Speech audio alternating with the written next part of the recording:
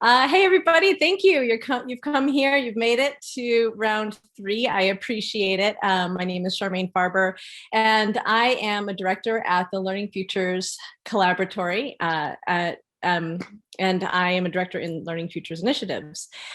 So today I want to talk about activating future-making practices for a culture of collaboration.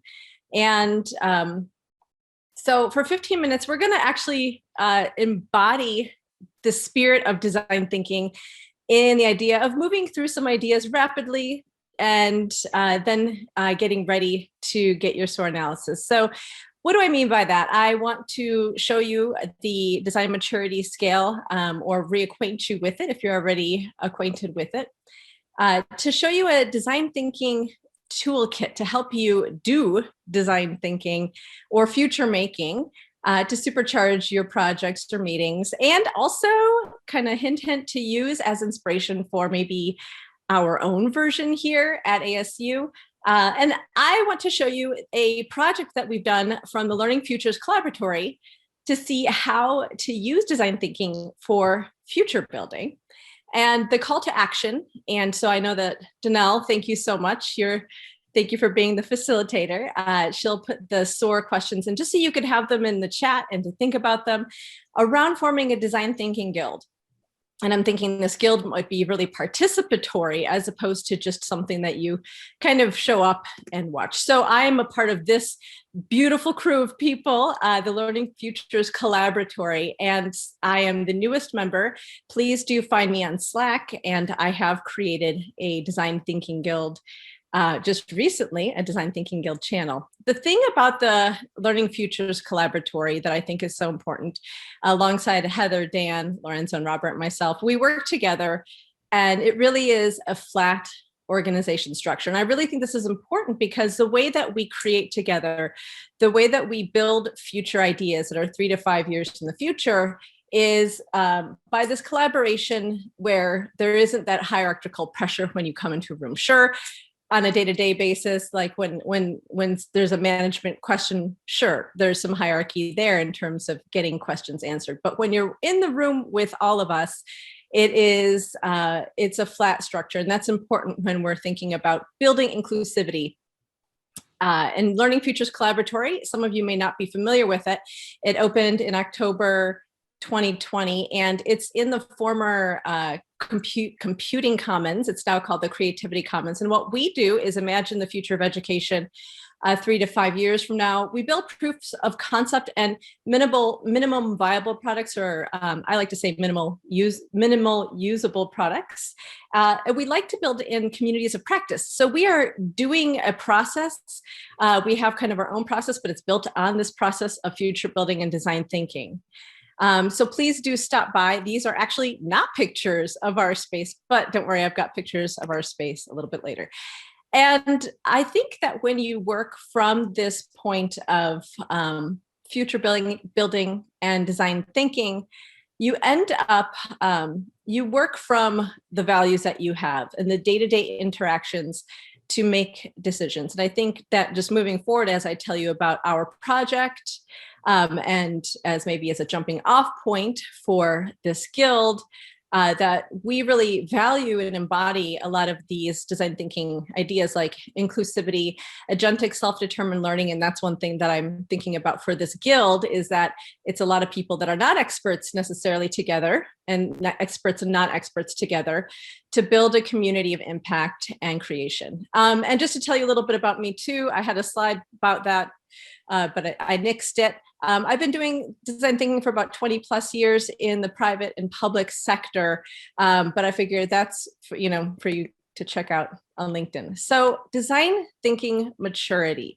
This is a term that not a lot of people are necessarily that familiar with, but of course we all know that we have design aspirations here at ASU. So we are a design infused organization, which means, especially if you look at this design maturity model from Envision that I'll show you, we create better products and services and have happier employees and better ROI while promoting inclusivity and diversity. And when I say ROI, or return on investment, I'm not just talking about money, I'm talking about people's well-being and the sorts of kind of embodying and understanding our students and our end user while we build everything we build. And so we have these beautiful design aspirations in place that include how to build together, right? They were talking about how to think about valuing iteration, entrepreneurship, and research within a process, how to think about the end user, and that's very, agile with our UTO aspirations as well. But sometimes when you look at this, it feels well and good, but it's also kind of hard to think, how do I measure that? How do I actually get there? And how do I know that I am there? And that's where this design maturity scale from Envision comes into play.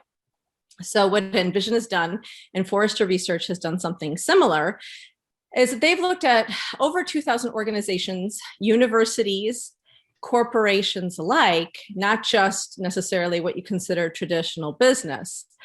And they looked at how do these companies or organizations, how kind of successful they are in terms of doing the thing that they think that they're doing for the people they're doing it for.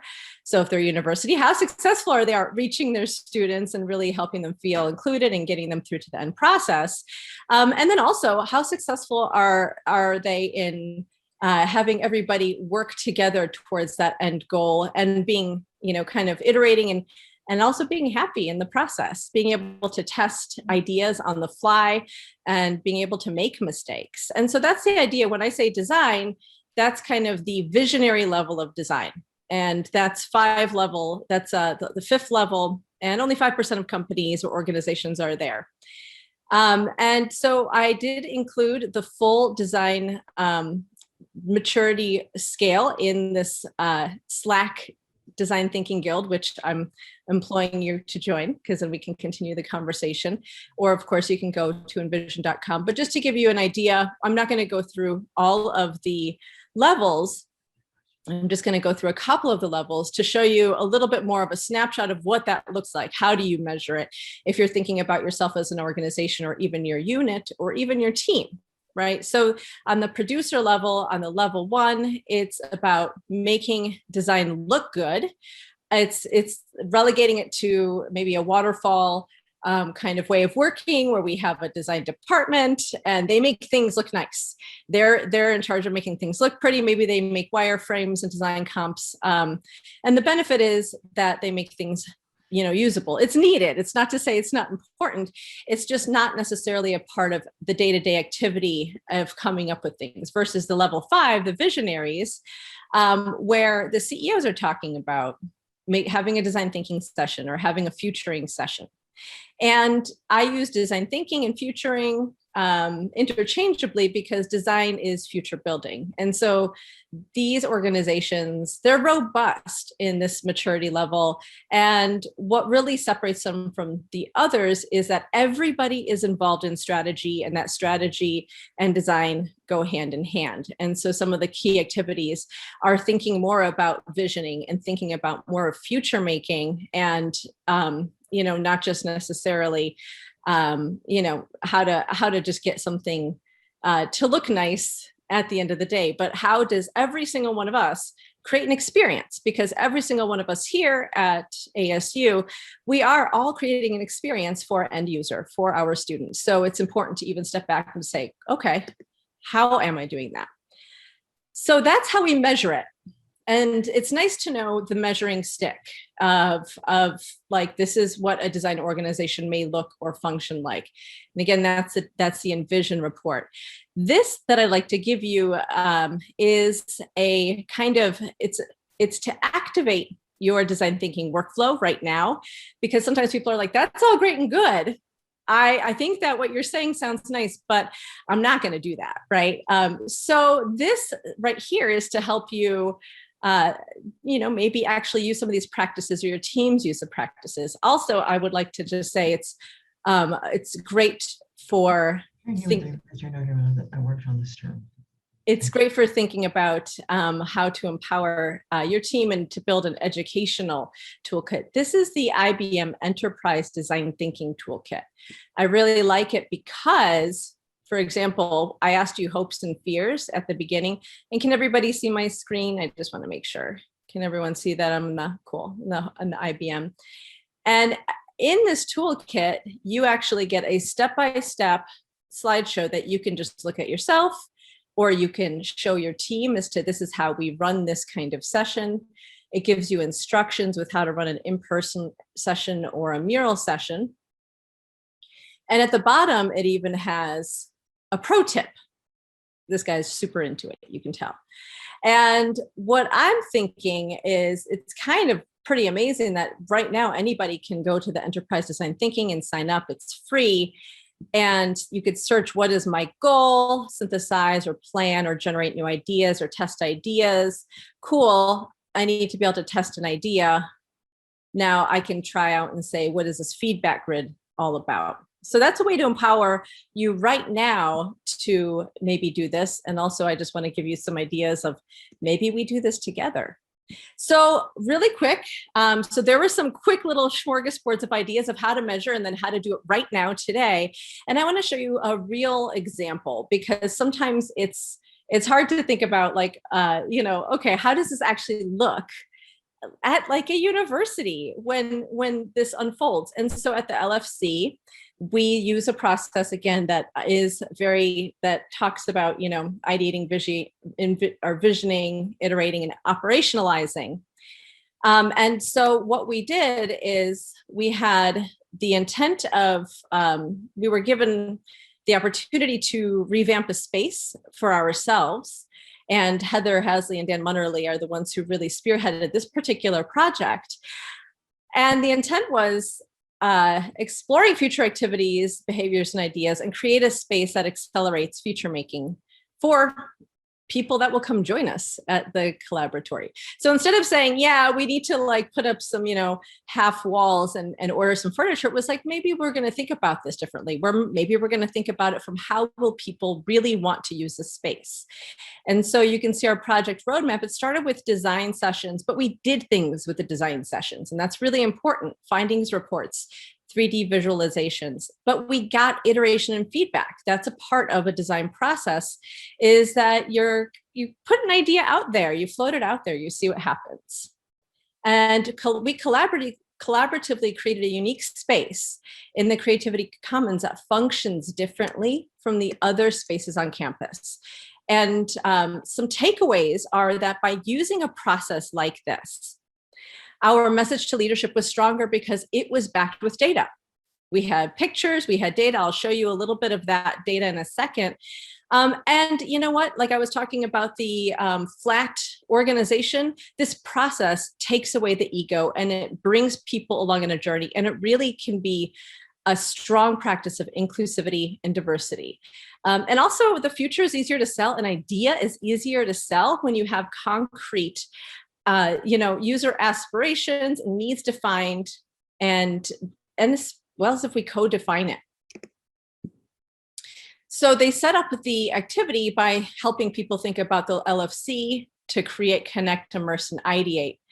And this is what the overall gist of the workshop activities embodied. I'm not going to go through all of them, but first people were asked to kind of think bigger, define metaphorically, what could a future collaboratory be for them? What kind of behaviors and activities might happen in the space? And this helps to uncover anticipated changes for the future.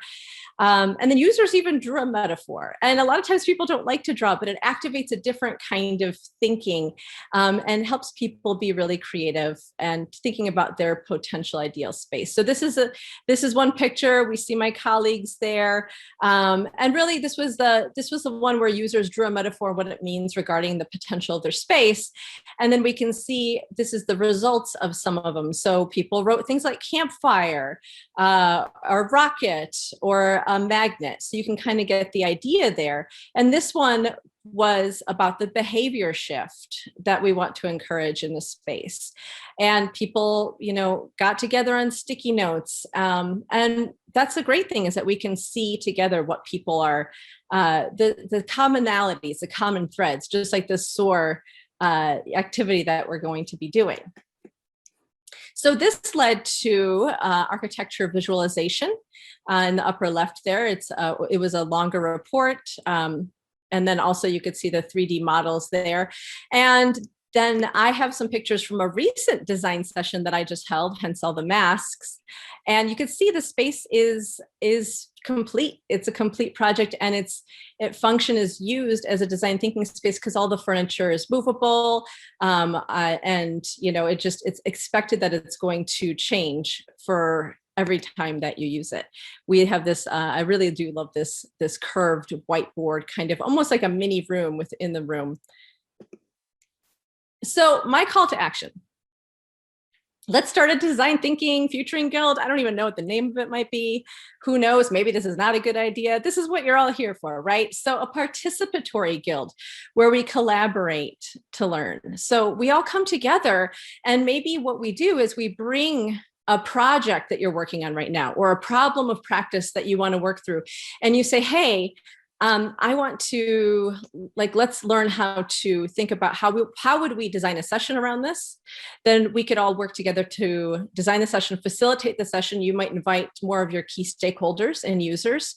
And then you have the rest of the group that might bring diverse ideas in that you normally wouldn't have if you just had the session with just your immediate colleagues.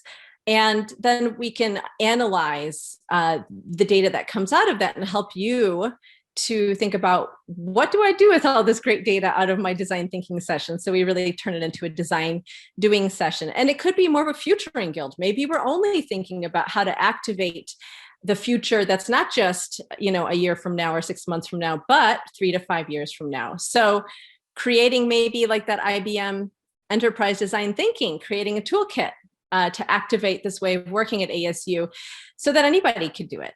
And maybe people can submit ideas to the toolkit too. So, but what I do know is that I wanted to float this idea. Maybe we could even continue the conversation after this in the Slack channel. And so for the SOAR analysis, if you could think about these things here, and I think that Janelle, thank you for putting them in there. So what I'd love to invite you to do right now is, I bet you've been thinking and hopefully kind of churning ideas. I want to invite you to a mural board oops,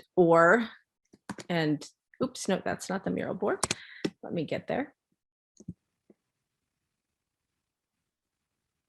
This should get you into the mural board right there. And if you could just think about either jotting down in the direct message, or if you want to unmute yourself to give some ideas, and we can even, and whoever wants to just get in there and start writing your sticky notes. I did create an outline, so if you want to open up the little outline to get to the strengths, opportunities, aspirations, or results easily, that might be the easiest to do it. And I've asked my friend Stuart Rice, thank you so much, from MLFTC, he's a director there, to even think about helping us to group these. So yeah, can everybody get into the mural? Is that working for everybody? And what I'm going to do here is, so if everybody would type a few, and then I'll ask some people to even talk out loud as to what their idea might be, or maybe that's just what you'd like to do, is just share your idea of a design thinking or a design futuring guild, what the strengths might be, what the opportunities might be, the aspirations and the results, and thinking about or maybe some sorts of things we may or may not do, or how may or may not work. So if you could go ahead and throw some things in DM, or just even. Charmaine? Yeah. How do we enlarge this? Because I can't see the little posties after they're done to transport them over. Great. Yeah. You know what I can do is I could show us, let me just give us a quick, thank you for saying that. I'll give us a quick mural demo for all of you that might want to jump in there. Because if you don't want to jump in there, no worries. Just go ahead and throw your direct messages in there. So when you're in Mural, you see this little zoom setting here. You can actually click on the trackpad mode, make sure you're in there, or the mouse, and you can kind of open and close your keyboard, or I mean on your trackpad to get to Mural. Sometimes too with the Mural, you just have to restart or reload. It'll still be there. So sometimes when your functions aren't working. But what you can do is you can click on a sticky note and you can double click in there and just go ahead and type something. And so again, zooming in and out is just pinching in and out. So feel free and throw up any of your ideas here. I appreciate any and all of them. And please join the Design Thinking Slack group to continue this conversation. Mural persists, as you know, so I really appreciate all of your thoughts and all of your feedback, because it looks like I'm wondering, are we being called back to the main session here already? Not yet. We have 10 minutes. 12 minutes. Oh, that's awesome. Yay. I was hoping to go kind of faster. Originally I had like 46 slides with 2 projects, and then I'm like, oh, that's not going to work. So again, so what is the greatest strength of the project of thinking about a design thinking guild, and what assets or strengths currently even exist at ASU that might help, that we can leverage or build on this? I even think about how do we activate technologies to help with this. So what are the best opportunities, the most interesting and potent opportunities? What are preferred future aspirations of this idea? Why do you care deeply? Or hopefully you care deeply, or why don't you care deeply? I would love to know that too. And then what are, I put the 3 goals or preferred future results of the idea. And how would you measure something like this? I'm curious too. I'm not sure exactly how I would measure something like this, measuring the results.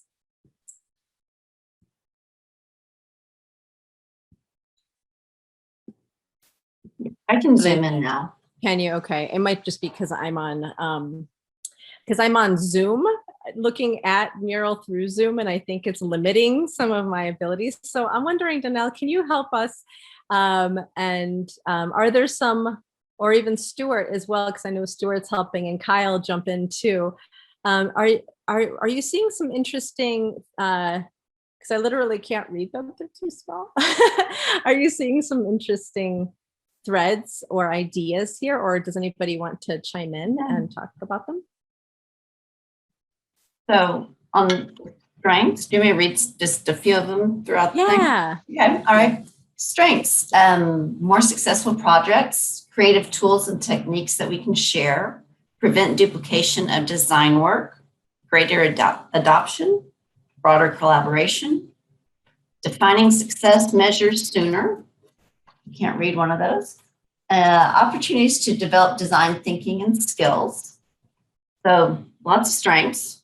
And then I'm wondering, and thank you so much. I'm going to ask a couple people. So with the creative tools techniques that we can share, can you all give me the folks that have written that about that, or the people that haven't, what kind of things are you thinking of with the creative tools techniques that you could share? Like what's the most helpful and the most useful?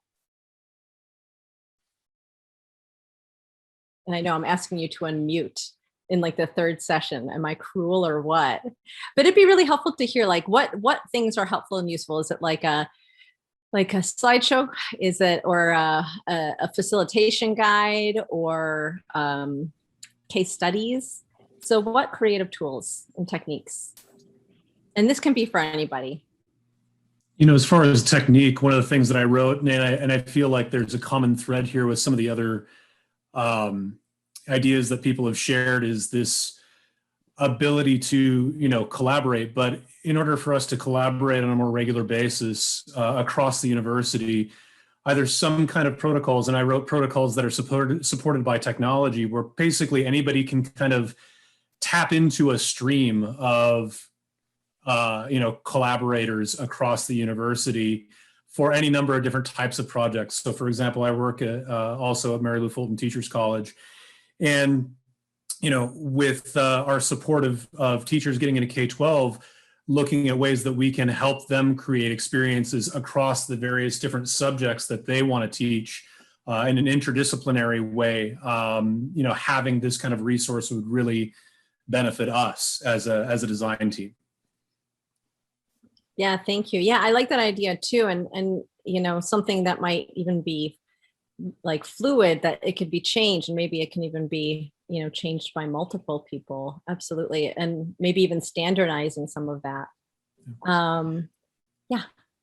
One of the other things I wanted to add real quick is having more regular practice of design thinking among staff. Charmaine, you know this as well as anyone, that design thinking is something that you do.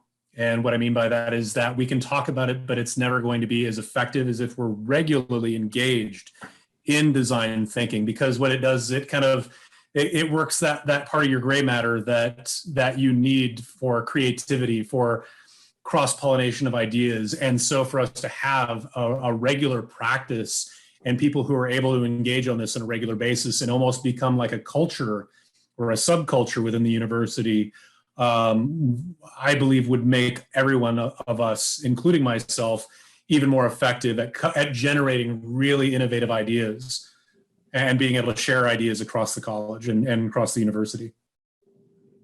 Yeah, awesome. Thank you so much. I love that point too, that it really is an experience. It's a practice. And I've been doing design thinking for 20 years for lots of different companies. I still feel like I'm learning it every day, right? Like every time I do something, I'm like, oh, there's something there to learn, or oh, that's a more interesting way to get to that insight. That's really great. I love that idea of thinking about it that way, and defining success measures sooner. I think that's really an important part of the fact that design has that power to help create success measures sooner. But whoever wrote that sticky note, or whoever wants to comment on that one, I'm curious to hear what does that mean to you, or even if you could expand on it a little bit. You're calling me out, Charmaine. Oh, yay, Warwick, hello. But essentially, design means that you've thought about what you're actually going to measure before. And a lot of the times we are working projects that are innovative but have a time sensitivity to them, or simply are reactionary. And we don't take the time to actually measure how we're going to determine success until after it's implemented, and then we think about that. And that's not true design thinking, right? True design thinking is, what are we trying to achieve? Why are we trying to achieve that? For who? And how are we going to do that? And how are we going to measure that? So just having that up front, and everyone on the team knows the goals that are in the outcomes attempted to be reached prior to even doing any work. Right. Yeah, absolutely. And I think that's really important too. And, I think you're right on, right? Like, how do I know where I'm going to get to if I don't know kind of what I'm measuring for? And I found too, sometimes it does change, and you realize maybe you're even measuring the wrong thing, but you don't get there until you measure something, right? And so some really great points in the chat. Thank you so much. Stuart wrote about, I love the idea of diverse voices for internal and external customers. Yeah, for both internal and external, we need to start listening to the broadest group of people and thinking about the voices that we haven't been listening to as well as we should. Stuart, do you want to comment more about that? Because that's a great thought. And I'd love to hear from anyone else too about any opportunities, aspirations, or results.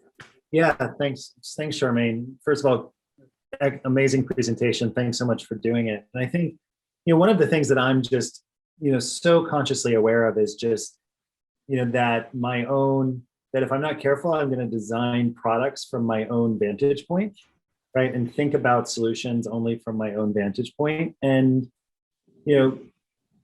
how do we really think about diverse voices, and how do we also get away from especially I think for myself, the practice of like saying we're going to open up this conversation to everyone, but we don't really know how to invite voices in. And I think we also don't know how to think about, I don't want to use the word compensation in terms of monetary, but how do we think about when we invite people who have been historically over-labeled or marginalized, how do we really think about recognizing their contribution in a way that's not only meaningful for them, but also begins to address those kind of questions of underrepresentation long term. So I think it's a big project, but super exciting and important to be doing. That is a big project, and it is super exciting. And one of my colleagues, thank you so much, Stuart, because I think that this idea of, how do we invite marginalized people? How do we invite people that really don't, are not the like people that are right in our sphere, that are not even right in our work sphere or just different or same or whatnot? How do we invite different people in? And Heather Hasley recently suggested a book too, that I believe it's, I can't remember the name of it now, but it's about thinking about the fact that sometimes design thinking practices in and of themselves are actually kind of furthering the same types of voices in the room, kind of furthering the majority voice in the room. And so, how do we think about using that and even creating practices to make sure that we're really being inclusive? Thank you so much, Stuart. And Donna, I love that what you wrote about. It's hard to think about which creative tool. So Donna Kidwell wrote a great thing. I added the creative tools one, so many ways to approach things. Like, when do you use a card sort versus a value prop canvas? Getting really good at those things and sharing that expertise as we develop. And that's right. Just even thinking about, okay, I have this end goal. How the heck do I get there? And there's a lot of different ways to get there. And that could be something that we all work on together. Donna, do you want to comment more on that, or are you done commenting for the day? 49 seconds. That's right. Come on, you got 30 seconds. No, I love the whole conversation. And just pulling it back to what you said about it being a practice. You figure out a new tool, you share how that tool works, you can kind of share where it didn't work. We're ASU, we'll probably modify these tools and come up with our own. Right. How exciting is that? I hope we do. Wouldn't that be cool if we all did that and came up with like really these tools that we can empower and inspire everybody? So I think that's an inevitable future.